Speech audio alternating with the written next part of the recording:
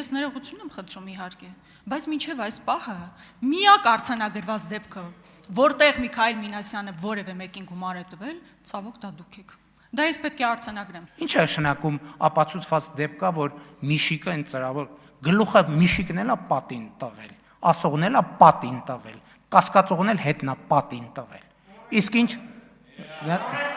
ասում եմ գլուխը պատին է տվել, ով տենց բան է ասում։ Ով որ տենց բան է ասում, ասում եմ դուս չտակ, չհամարցակվեք դուս տալ, չհամարցակվեք դուս տալ։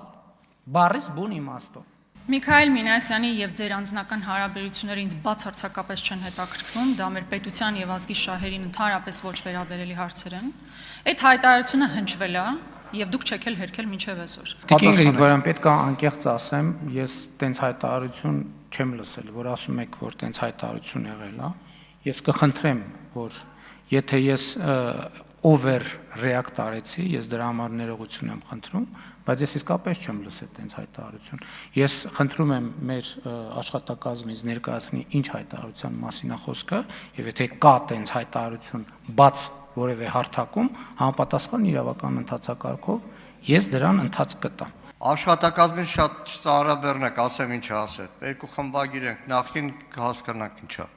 Միքայել Մինասյանի դեմ անձնական բնույթի հոդվածներ չգրելու համար